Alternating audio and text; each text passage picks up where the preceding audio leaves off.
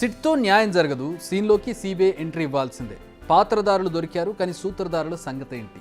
Phone tapping కేసులో BJP చేస్తున్న demand ఇది. ఇందుకే బీజేపీ సిబిఐ రాగం వెనుక అసలు కథ ఏంటి? ఇన్నాళ్లు సైలెంట్గా ఉన్న కమలనాథులు ఇప్పుడెందుకు ఫిర్యాదులు చేస్తున్నారు? క్షమించరాని నేరాలు కాబట్టి ఎవరు సూత్రధారులు, అసలు ఎవరి ఆదేశాల మీద జరిగింది, ఇది బట్టబయలు కావాల్సిన అవసరం ఉంది. కాంగ్రెస్ ప్రభుత్వము గత బీఆర్ఎస్తో రాజీ పడ్డా, మీరు లాలూచి పడ్డా, భారతీయ జనతా పార్టీ దీన్ని వదిలే ప్రసక్తి లేదు. ఖచ్చితంగా సిబిఐ ద్వారా ఎంక్వైరీ చేసి అసలు దోషులు ఎవరో వారు నిగ్గు తేల్సిన అవసరం ఉంది. కాబట్టి అసలు దేశులు తేలే వరకు రాజకీయపరమైన పోరాటంతో పాటు ఖచ్చితంగా అన్ని విధాలుగా కూడా కేంద్ర ప్రభుత్వం కూడా జోక్యం చేసుకోవాలనే ఉద్దేశంతోనే ఇవాళ గవర్నర్ గారికి విన్నపించి మరి ఆ రకంగా సిబిఐ ఎంక్వైరీకి ఆదేశం ఇవ్వాలనేటువంటి డిమాండ్తో ఇవాళ గవర్నర్ గారిని మేము కలవడం జరిగింది. కేంద్రం ఇన్వాల్వ్ కావాల్సిందే, సిబిఐ విచారణ చేయాల్సిందే. ఫోన్ ట్యాపింగ్ కేసులో తెలంగాణ బీజేపీ నేతలు చేస్తున్న డిమాండ్ ఇది. ప్రస్తుతం పాత్రదారులపై మాత్రమే విచారణ జరుగుతోందని, సూత్రధారుల జోలికి వెళ్లడం లేదని చెబుతున్నారు ఆ పార్టీ నేతలు. వెంటనే ఈ అంశంపై ఫోకస్ చేయాలంటూ ఏకంగా గవర్నర్ను కలిసి ఫిర్యాదు చేశారు. అయితే ఇక్కడ కొన్ని అంశాలపై మాత్రం క్లారిటీ రావడం లేదు. కాంగ్రెస్ బీఆర్ఎస్ లోపాయికారి ఒప్పందాన్ని వచ్చాయని వారు అంటున్నారు.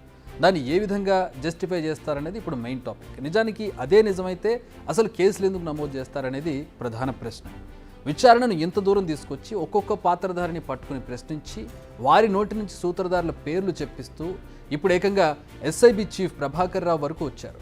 ఈ కేసులో A4గా ఉన్న రాధాకిషన్ రావు అయితే ఏకంగా బీఆర్ఎస్ సుప్రీమో అంటూ చెప్పకనే గులాబీ బాస్ పేరు చెప్పేశారు. ఈ విషయాలన్నీ ప్రజలకు తెలిసినవే. మరి ఇందులో లోపాయికారి ఒప్పందం ఏంటన్నది ఇప్పుడు మెయిన్ క్వశ్చన్. దుబ్బాక, మునుగోడు, హుజూరాబాద్ ఉప ఎన్నికల్లో తమ ఫోన్లు ట్యాప్ అయ్యాయని, మునుగోడు ఉప ఎన్నికలకు ముందు జరిగిన ఎమ్మెల్యేల కొనుగోళ్ల నాటకంలోనూ ఫోన్ ట్యాపింగ్ను ఉపయోగించారని బీజేపీ నేతలు చేస్తున్న ఆరోపణలు నిజమే. ఈ అనుమానాలు ఇప్పుడు ప్రజల్లోనూ మొదలయ్యాయి. నిజానికి ఈ కేసును ప్రస్తుతం పోలీసులు చాలా వేగంగా దర్యాప్తు చేస్తున్నారు. ప్రణీత్ రావు తీగలాగితే మొత్తం పోలీసు వ్యవస్థలను డొంకంతా గదిలింది.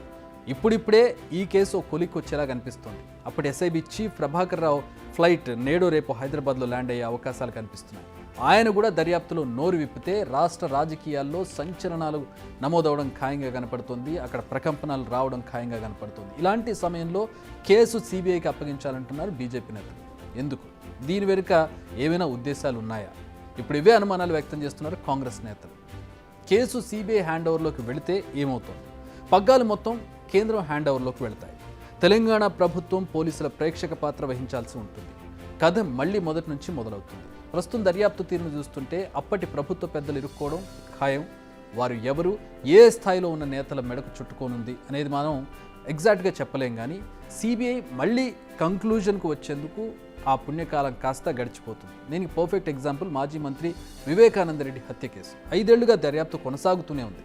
తెలంగాణలోనూ ఇదే సిచ్యువేషన్ వచ్చే ఛాన్స్ కూడా లేకపోలేదు. అసలు ఏ రకంగా చూసినా ఈ కేసు బీజేపీ కంటే కాంగ్రెస్కి అవసరం. ట్యాపింగ్ బాధితుల్లో మెజారిటీ కాంగ్రెస్ నేతలే ఉన్నారు. ఇబ్బంది పడ్డది కూడా ఆ పార్టీ వారు. సో దోషులను పట్టుకోవాలి, వారికి చట్ట ప్రకారం శిక్షలు విధించాలన్న కసి ప్రస్తుతం కాంగ్రెస్ నేతల్లో కనిపిస్తోంది. అందుకే దర్యాప్తు వేగంగా కొనసాగుతుంది. ప్రస్తుతం కేసు అయితే నీరుగార్చే పరిస్థితి కనిపించడం లేదు. అసలు దోషులు అనుకున్న వారిని వదిలేసే ఛాన్స్ అయితే కనిపించడం లేదు. మరి ఎందుకు సిబిఐ విచారణ అన్నదానికి వేరే కారణాలు ఉన్నట్టుగా కనిపిస్తోంది. పగ్గాలు రాష్ట్ర పెద్దల నుంచి కేంద్ర పెద్దల వద్దకు వెళ్లాలన్నదే బీజేపీ ప్లాన్లా కనిపిస్తోంది. అలా జరిగితే పరిస్థితులు తమ కంట్రోల్లో ఉంటాయనే భావనలో కమలనాథ్ ఉన్నట్లుగా కనిపిస్తోంది. కంగనా రనౌత్ కాంట్రవర్సీకి కేర్ ఆఫ్.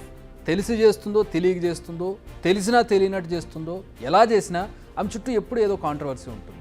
ఈసారి మన ఇండియా ఫస్ట్ ప్రైమ్ మినిస్టర్ ఎవరన్న విషయంలో చేసిన వ్యాఖ్యలపై ఇప్పుడు నేషనల్ వైడ్గా డిస్కషన్ జరుగుతోంది.